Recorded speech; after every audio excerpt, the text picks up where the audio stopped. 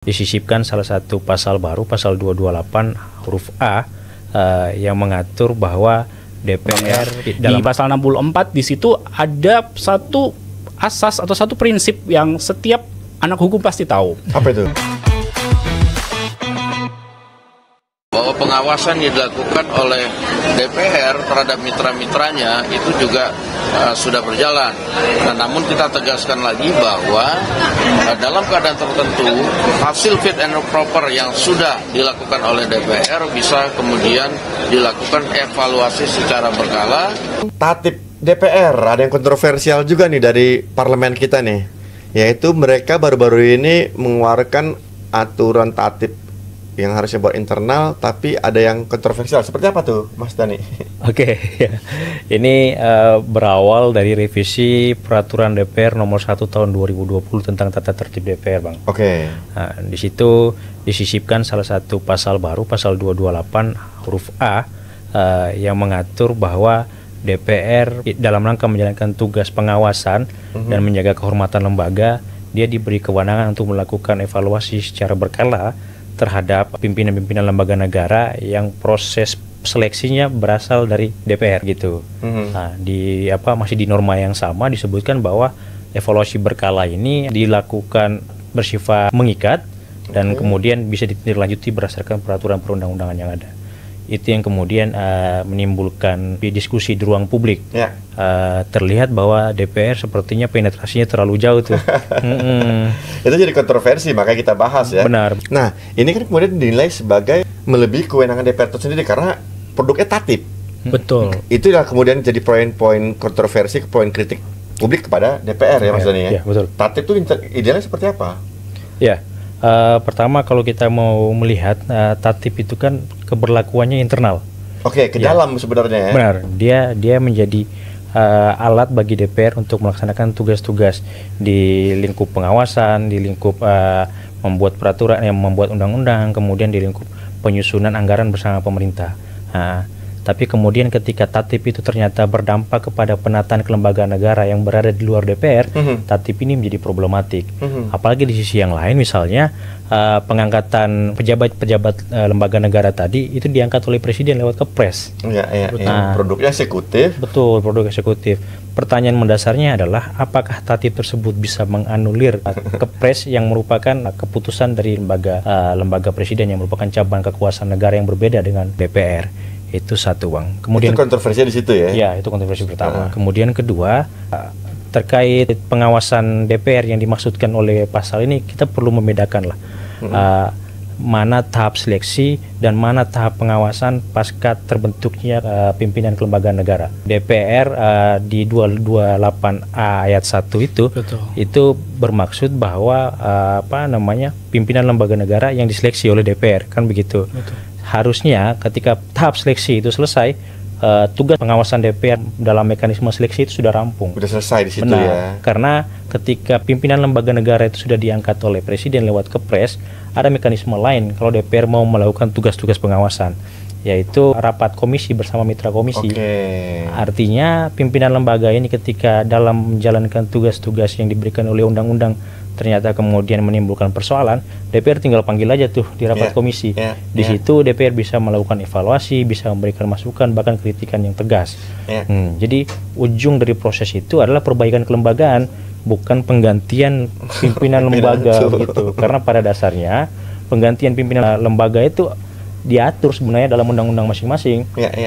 Misalnya ketika pimpinan lembaga itu mengalami sakit permanen sehingga nggak bisa menjalankan tugasnya. Udah ada klausul itu di aturan organisasi sebenarnya. Betul. Melakukan pelanggaran terhadap undang-undang atau misalnya meninggal barangkali. Jadi bukan kemudian DPR melakukan evaluasi, kemudian evaluasi itu direkomendasikan kepada presiden agar kemudian presiden melakukan penggantian. Nggak begitu mekanismenya. Apalagi produk hukumnya adalah peraturan DPR ya. Betul. Kok bisa mengikat keluar itu sebagai dari sisi legal formal seperti apa? Aturan serata produk hukum ini sebenarnya, Mbak Iya, jadi Bang, kalau kita mau lihat ya di Undang-Undang 12 2011, Undang-Undang Pembentukan Peraturan Perundang-undangan, di situ memang ada satu pasal yang kemudian mengakui produk hukum di luar hierarki peraturan perundang-undangan kita itu diakui sebagai bentuk peraturan begitu. Kalau kita lihat dari dasar teoritisnya, sebenarnya produk hukum ini kan ada 4 ya, ada peraturan, keputusan, peraturan kebijakan atau Belitzregel, sama satu lagi vonis gitu. Nah, yang menjadi menarik adalah ketika DPR itu menyusun regulasi itu tadi, tata tertib, uji kepatutan dan kelayakan, ya sudah, itu merupakan bentuk persetujuan dari DPR atas nama rakyat terhadap kandidat yang diusulkan tadi. Orang itu, betul. Kan? Situlah wewenangnya. Setelah itu kemudian diserahkan kepada kepala negara, kepada eksekutif, presiden untuk mengeluarkan keputusan. Nah, yang menjadi menarik dari segi administrasi negara, kalau kita mau baca lagi di Undang-Undang Administrasi Pemerintahan, Undang-Undang Administrasi Pemerintahan ini nomor 30 tahun 2014 ya Bang ya. Di pasal 64 di situ ada satu asas atau satu prinsip yang setiap anak hukum pasti tahu. Apa itu? Namanya asas praduga keabsahan atau presumptio justae causa. Jadi suatu produk hukum itu harus dianggap sah sampai dibuktikan sebaliknya.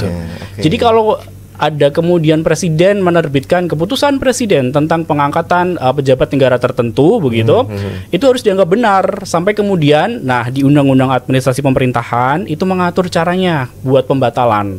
Salah satunya pertama, dicabut atau diubah oleh pejabat yang mengeluarkan. Presiden sendiri artinya. Betul. Yang kedua, dicabut atau dibatalkan oleh atasannya yang lebih tinggi. Kita tahu di Indonesia Raya ini yang namanya presiden merupakan lembaga tinggi negara dan tidak ada atasannya lagi begitu. Kemudian yang ketiga, melalui mekanisme peradilan. Kita sudah ada kamarnya sendiri di yudikatif pengadilan tata usaha negara. Jadi di undang-undang kita sudah diatur mekanismenya seperti itu. Kalau kemudian dirombak kembali, itu tentunya akan menyalahi banyak sekali peraturan, Bang. Sehingga pantas kemudian ada opini publik melihat tatip DPR yang baru ini, peraturan DPR bentuknya merusak tatanan trias politika di kita. Pembagian kekuasaan tadi, pemisahan kekuasaan eksekutif, legislatif dan yudikatif tadi. Nah, terkait ini menarik untuk kita simak seperti apa komentar netizen. Silakan dibaca lagi Mbak Wila. DPR kalau ada maunya gercep, mana undang-undang perampasan aset. DPR menghindar melulu, takut banyak yang kena ya. Ini bener nih, kita tagih nih, mana undang-undang perampasan aset lo. Giliran kayak gini lo cepet lo bikinnya. Lanjut lagi Mbak Wila. Ini akal-akalan DPR yang takut kalau korupsi ditangkap KPK. Ini konteksnya apa ya? Mungkin karena fit and proper pimpinan KPK di DPR ya. Karena tadi yang Mas Dani concern tadi itu ya. Bagus itu, asalkan DPR menjalankan kepentingan rakyat, bukan kepentingan partai tertentu dan kepentingan lain di luar kepentingan rakyat. Biar para pejabat tidak sewenang-wenang menjalankan tugasnya. Nah, ini point of view menarik nih, karena dia membela kebijakan itu ya. Dan memang kalau kita lihat dari perspektif DPR ini kan sebagai lembaga legislatif ya, dan bahkan DPR sendiri punya undang-undangnya sendiri, undang-undang MD3 namanya, MPR, DPR dan DPRD. Di situ sudah bilang sebenarnya tadi mekanisme pengawasan, mekanisme check and balance itu sudah diatur di situ. Sudah ada sebenarnya. Pasal 79 di situ bilang ada namanya hak interpelasi, hak angket dan hak menyatakan pendapat. Kalau kemudian DPR tidak puas terhadap kinerjanya, pakai hak itu, bukan kemudian meruntuhkan tata pemerintahan yang sudah ada. Iya, itu kemudian banyak kecaman tadi itu yang menghancurkan sistem prinsip check and balances, trias politika dicak-acak, gitu-gitu ya. Nah, kemudian ada kecurigaan lain sebenarnya Mas Dani ya terkait ini ya. Kenapa DPR kemudian menambahkan kewenangan baru ini? Ada yang menduga ini bagian dari upaya DPR untuk punya kaki, punya tangan di para hakim MK dan MA. Itu seperti apa maksudnya? Ya, soalnya presidennya sudah ada tuh. Sudah ada ya? Seperti apa Mas? Presidennya sudah ada ketika misalnya DPR memanggil kembali, merecall Hakim Mahkamah Konstitusi Aswanto, yang mulia Aswanto saat itu, kemudian melakukan mekanisme internal mereka dan mendorong Hakim Konstitusi Pak Arsul Sani hari ini. Benar. Saat itu kan kita menyaksikan bahwa DPR merasa karena Hakim Aswanto adalah orang yang dikirim DPR, maka DPR punya kesempatan atau punya wewenang untuk menarik dia kemudian mengganti oleh orang yang lain. Walaupun kemudian mekanisme itu kemarin menimbulkan keributan ya, diskusi yang cukup serius karena pada rasanya kembali lagi Hakim MK itu ketika misalnya sudah selesai prosesnya di DPR kemudian diangkat oleh Presiden lewat mekanisme Kepres, DPR sudah tidak punya wewenang untuk menarik mereka. Kalaupun misalnya DPR mau melakukan evaluasi, monggo lewat pakai mekanismenya. kalau misalnya mau melakukan penggantian, ada mekanismenya juga. Jadi bukan lewat mekanisme recall. Bukan menambah kewenangannya. Betul. Makanya munculnya norma pasal 228A ini sepertinya kemudian ingin menguatkan presiden yang terjadi kemarin, dan ke depan barangkali hal itu akan terus terjadi. Kalau misalnya DPR masa tidak puas terhadap kerja-kerja pimpinan lembaga negara yang berasal dari proses fit and proper test. Ada banyak lembaga negara ya yang merupakan hasil fit and proper DPR ya. Ada apa aja Mas Ilham?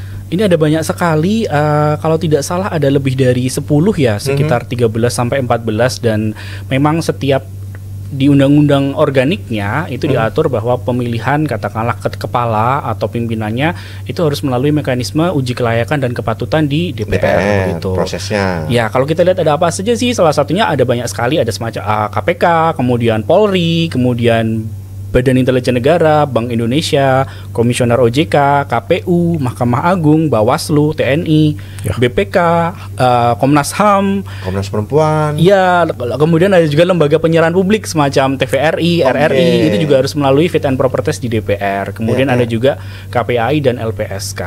Iya, kalau kemudian menteri lewat fit and proper juga mereka berhak recall. Betul sekali. Kalau sampai sejauh itu keterlaluan. Tapi kalau tadi dibilang Bang Dhani, sebenarnya untuk mengintimidasi hakim ya, hakim konstitusi atau hakim agung katakanlah, itu sebenarnya sangat menciderai ya konstitusi bahkan. Karena di pasal 24 Undang-Undang Dasar kita, di situ menyatakan jaminan konstitusi bahwa kekuasaan kehakiman itu sifatnya merdeka, tidak boleh diintervensi.